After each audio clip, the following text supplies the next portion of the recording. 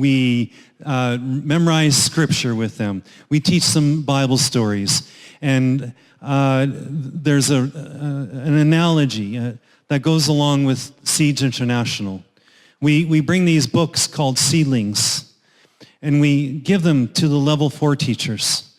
And we truly believe that each one of those books is like a little seed, that we plant it in your rich, fertile soil of the children's hearts. And we work with the great level 4 teachers to show them how this book works, and we give them curriculum and some guidance. And we believe that the Holy Spirit is going to, after we plant this seed, that they will be an oak of righteousness. In Isaiah 61:3, that they will be called oaks of righteousness, a planting of the Lord for the display of his splendor. And so we truly believe that we go and we plant these seeds and that they are going to be oaks one day for Jesus. And so we do a 45-minute presentation. And we're just going to do 4 parts of it today. You'll have to come to the schools.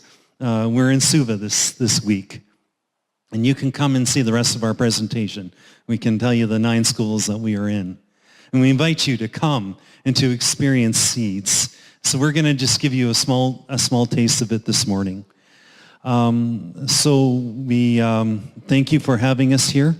And we look forward to showing you just a few things of our presentation.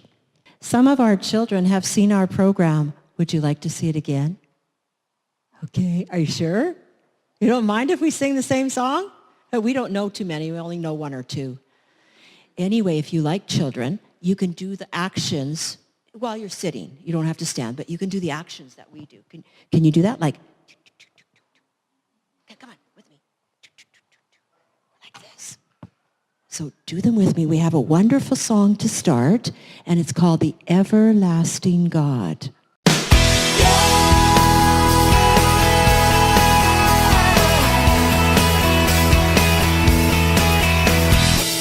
Strength rises, we wait upon the Lord.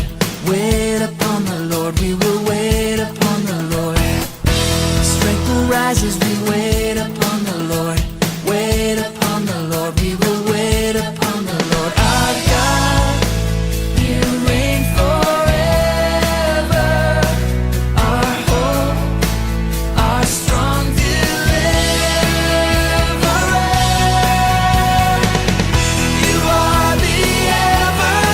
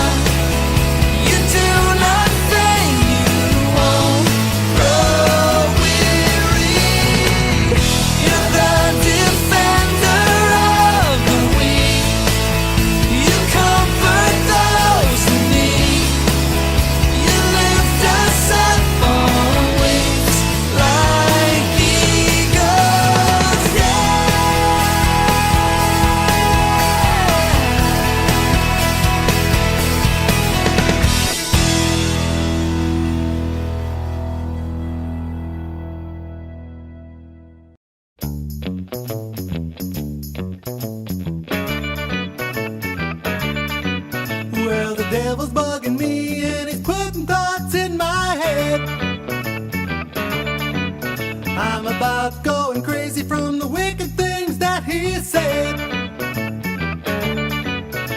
But Jesus, you're in control, and I know that you can save my soul. And you can help me, Jesus, help me get him out of my heart. Help me, Jesus, help me, Jesus. Help me, Jesus, help me, Jesus. Help me, Jesus, help me, Jesus. Help me, Jesus, help me, Jesus. Help me, Jesus, help me, Jesus. Help me, Jesus, help me, Jesus. Help me, Jesus, yeah. Get him out of my heart. Well, you're gonna be my savior and I'm gonna be your kid. I'm confessing all my sins and you're forgiving all the things I did. Well, Jesus, you'll be my guide, and I won't have a thing to hide. 'Cause you can help me, Jesus, get the devil out of my heart. Help me, Jesus, help me, Jesus. Help me, Jesus, help me, Jesus.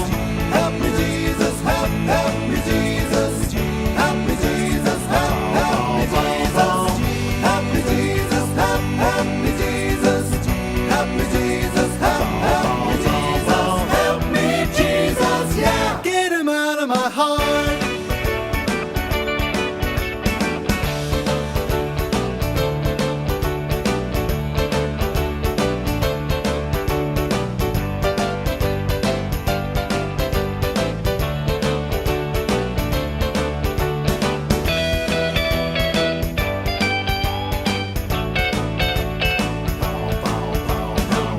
Help me, Jesus, help me, Jesus.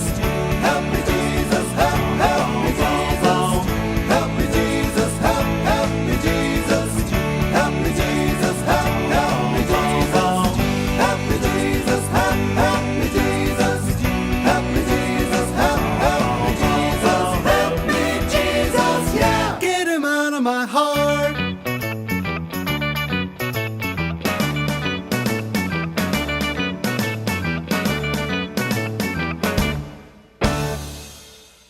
Boys and girls, I'd like to tell you a story, and adults.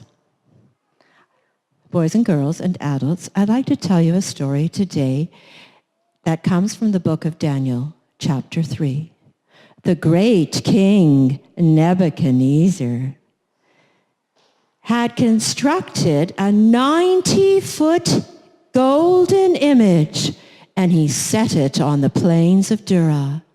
So the provincial leaders assembled for the dedication. Boys and girls, would you help me? Would you pretend you're officials? Would you stand up? Just the boys and girls, please. Stand. Thank you. Will you practice bowing? Okay, let's bow. Okay, so listen carefully. Hear ye, hear ye. This is what King Nebuchadnezzar commands. As soon as you hear the sound of the horn and all kinds of music, you must fall down and worship the golden idol. Whoever does not fall down and worship will immediately be thrown into the blazing furnace. Oh. So then all the people heard the horn and they started to bow down. And they bowed down to the image. But we won't do that anymore. You can sit down. Thank you for helping. Everybody bowed. Everybody, that is, except for Shadrach and Meshach and Abednego. O king, live forever. The 3 Jews that you have ruling in this province, they refuse to bow down and worship your golden idol. O king, they do not serve your gods or worship the images that you have set up. And the king was so furious. Even more. What? How dare they bring them to me? So the guard went and he brought Shadrach and Meshach and Abednego before the king. Is it true that you have not worshipped my gods or bowed down to the golden image I have set up? Now, if you hear the sound of the horn and you're ready to bow down, then very good. But if you will not, you will be thrown immediately into the blazing furnace. What God could rescue you from that? And Shadrach said, O king, if we are thrown into the blazing furnace, the God we serve is able to save us from it. and Abnego said, He will rescue us out of your hand. and Meshach said, But even if he doesn't, we won't worship your gods or bow down to your idol, O king. We will not. The king was furious, and he ordered that the furnace be heated 7 times hotter than usual, and he commanded the strongest guards to bind Shadrach, and to bind Meshach, and to bind Abednego, and throw them in the fire. The king's command was so urgent, and the fire was so hot that the flames burnt the men throwing them in. And the king looked back, and he jumped in amazement, and he said, Wait, wasn't it 3 men that were tied up and thrown into the flaming furnace? Certainly, O king. I now see 4 men in the fire, and one looks like a son of the gods. Nebuchadnezzar approached the opening of the blazing furnace, and he shouted to them, Shadrach, Meshach, Abednego, servants of the Most High God, come out, come here. So Shadrach and Meshach and Abednego came out of the fire, and everyone saw that the fire had not harmed their bodies. There wasn't even a single hair that was singed on their heads. Their robes were not scorched, and there was not a single smell of fire on them.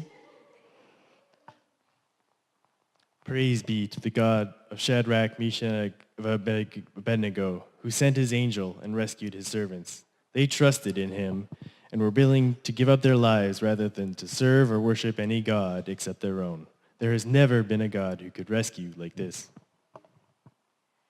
The king promoted Shadrach and Meshach and Abednego, and our God won a great battle that day because these 3 men, Shadrach, Abednego, and Meshach, had the courage to stand up for our God, even when they didn't know if their lives would be saved.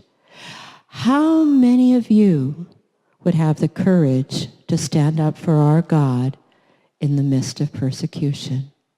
Let us all have the courage to stand up for our God.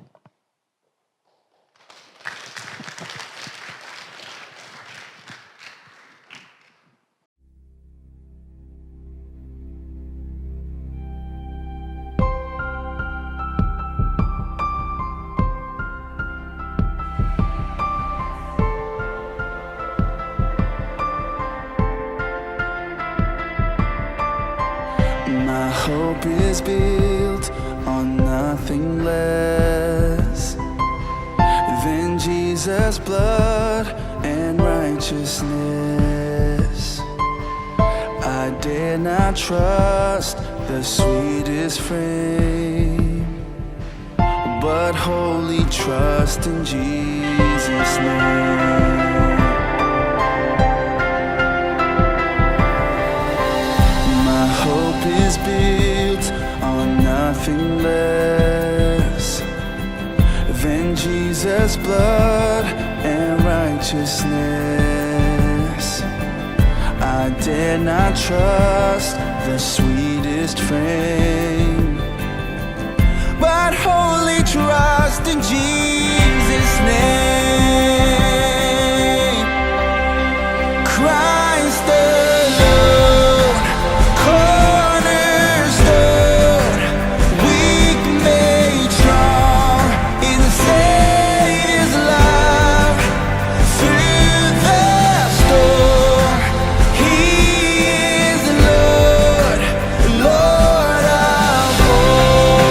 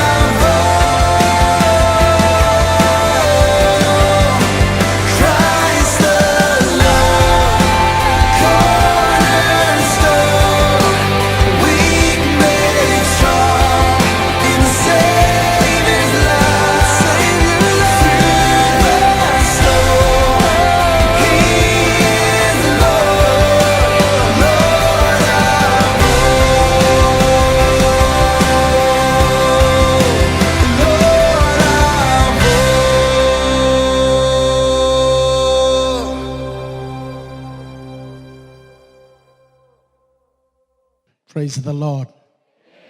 I don't know about you, but something good is going to happen.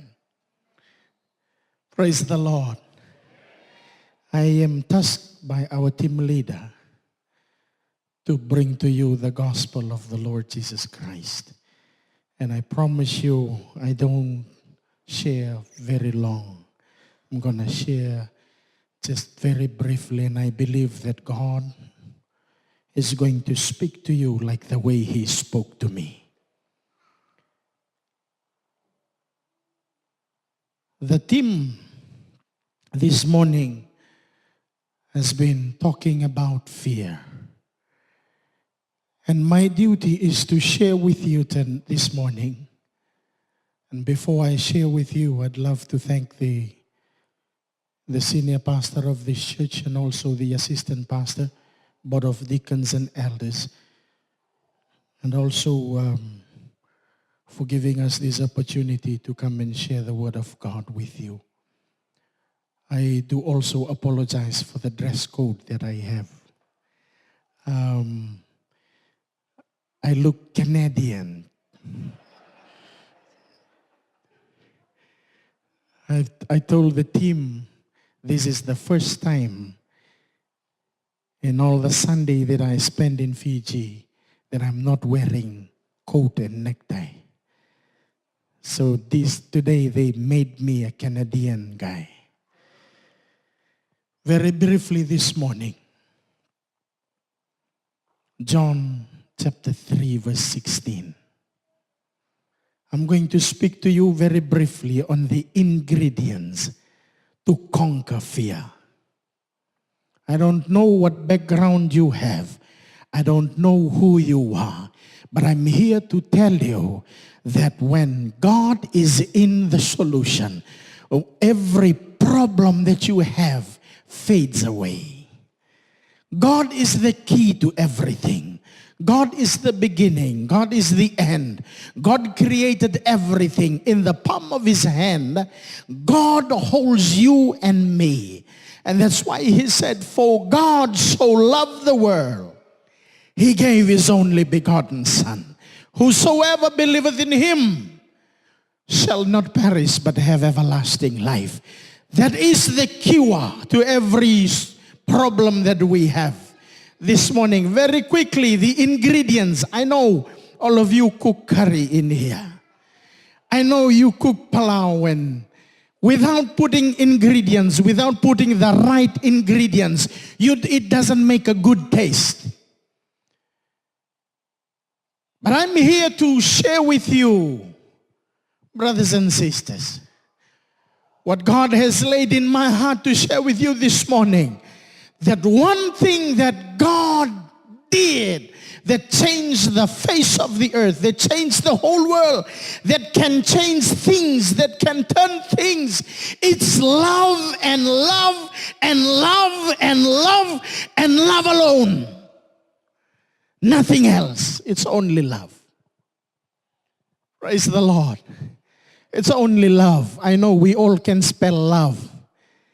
L-O-V-E.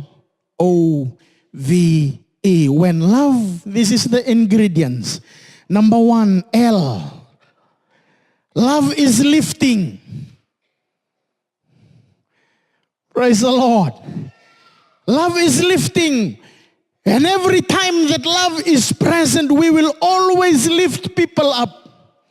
It doesn't matter what kind of problem that they go through. You will always be there to comfort them. You will always be there to hug them. You will always be there to say a positive word to them. Love is lifting. He died on the cross so that we can be lifted. So that we can get that life and life abundantly that we are experiencing today is something that only God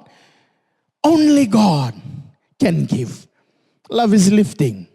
Most of the time we Christians, when we see somebody else not doing right, we begin to, because you are. No, love is lifting. Praise the Lord. Lift people up. Lift them up.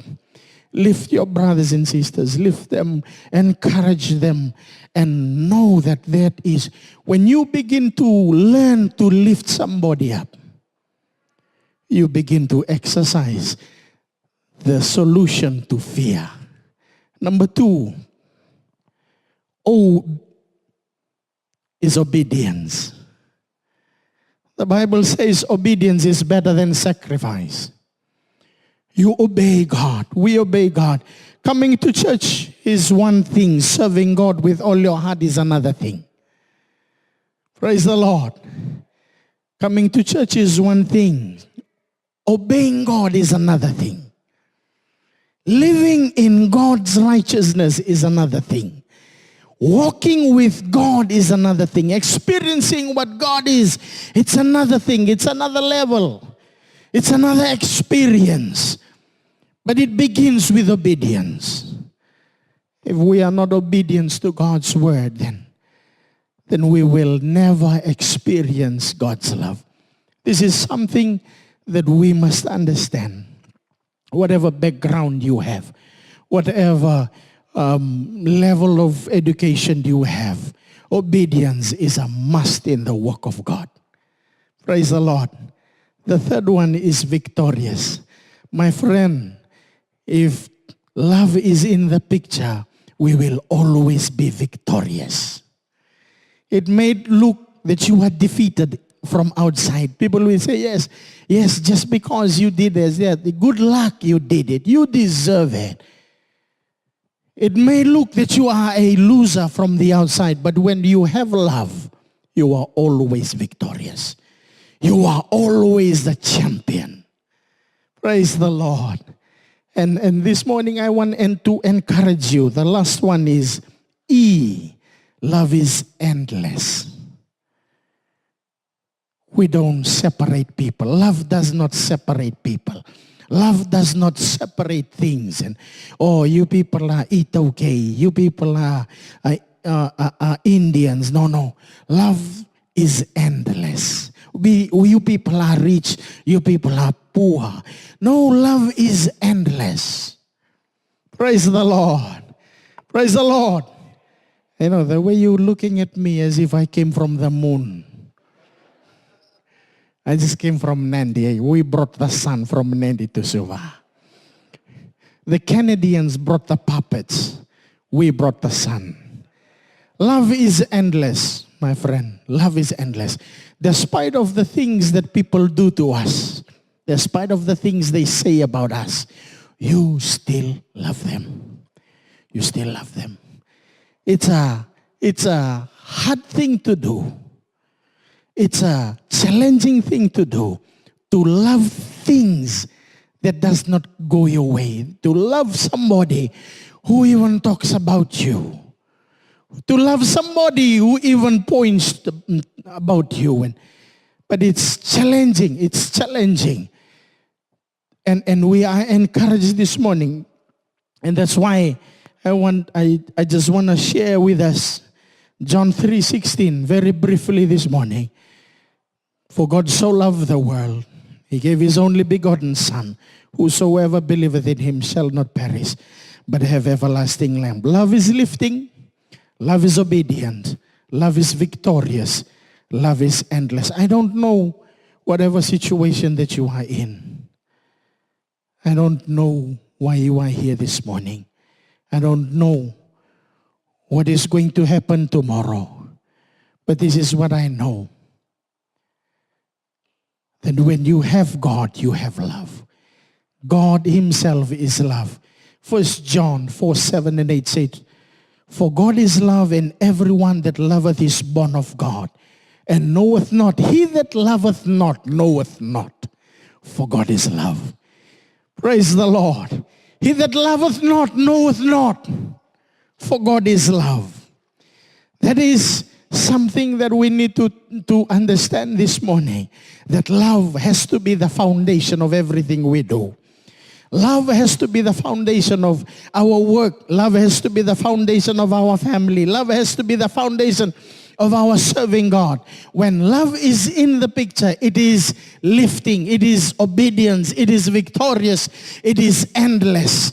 Love is the ingredients to conquer fear. There's no other ingredients to conquer fear. Money cannot conquer fear. Good work cannot conquer fear. It's all good, but it cannot conquer fear. But when love is in it,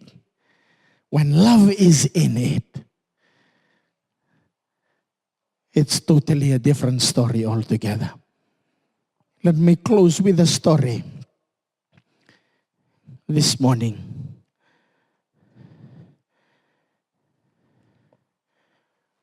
There was a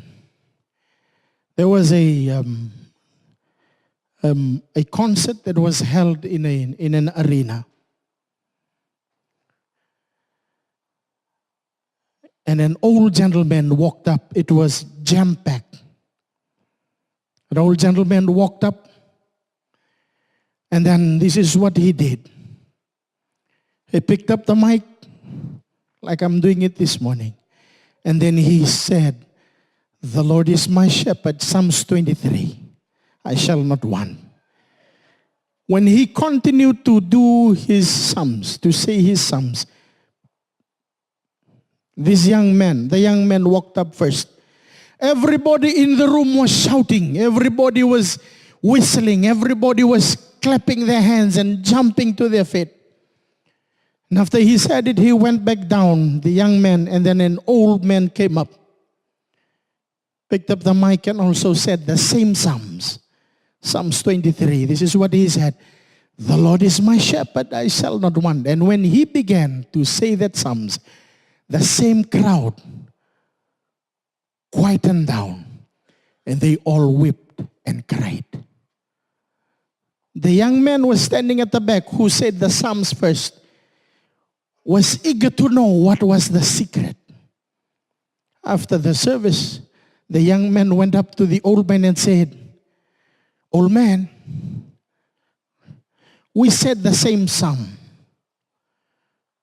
But when I said it, people jumped and shouted. But when you said it, people quietened down and cried. Why? What's the secret? Why did they respond to us differently?" The old man turned to the young man and said, "Young man, look at me. Look at me." This is what he said. "You may know your psalms, but I know the shepherd." I don't know why you are here this morning. You might be like the young man who knows the psalms. But the idea is, you need to know the shepherd. When you know the shepherd, you'll know love. That's why that day when he carried that cross, he walked up the rugged hill. When he was nailed to the cross, a songwriter said, "Love grew where the blood fell." I don't know about you, but every time when I pray, love grew when there's a sacrifice. If there's no sacrifice, then there's no love. Some of us that are sitting in the house this morning, you have relatives that are still out there serving another God. Some of us, families that are suffering. That's why we were saved, so that we could experience the sacrifice on Calvary. Love, love, love is the only cure to conquer fear.